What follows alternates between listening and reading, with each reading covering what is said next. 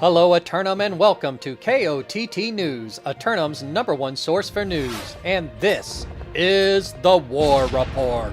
Dynamic change in the history of Eternum last night as the forces of Most Wanted end the longest continuous tenure on the island and claim the secondary oil reserves of Cutlass Keys. KOTT news crews were on the scene and spoke with company leadership about the fight. Congratulations on your victory out here in Cutlass Keys, overcoming the Cutlass Keys fan clubs of all people. It was over pretty quickly. Were they able to field a full roster?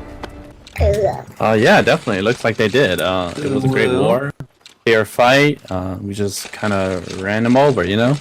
Well, some nights are like that, indeed. Was there anybody out there whose efforts really stood out for you tonight?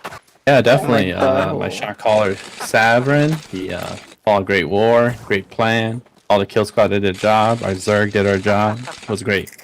Well, once a former great house, now a great house once again. What are your intentions for the hamlet of Cutlass Keys?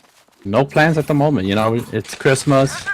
We're just gonna chill and have a Merry Christmas to everybody. Quickly to the weather, and the sun will once again cruise across the Eternum sky all day long. But look out later on for a 20% chance of invasion rising up in Brightwood and Cutlass Keys.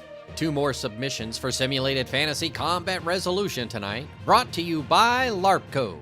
Remember, if it isn't LARPco, it is cardboard.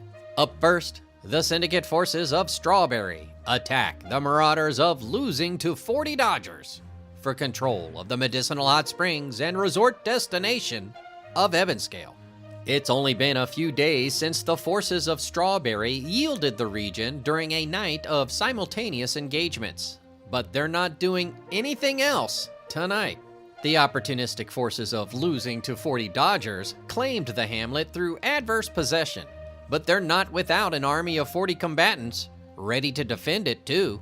Later, the Marauders of Thrust Damage assault the Covenant forces of Washed Degenerates for control of the primary oil reserves of Weaver's Fen. Thrust Damage exercising their right to rematch, having been displaced from the Fen a few days ago. But this time, they should have their roster lineups well prepared for an actual fight. Washed Degenerate forces governing the Peat Moss Bog for the second time after being previously displaced by these same thrust-damaging Marauders. Is this turning into an island rivalry?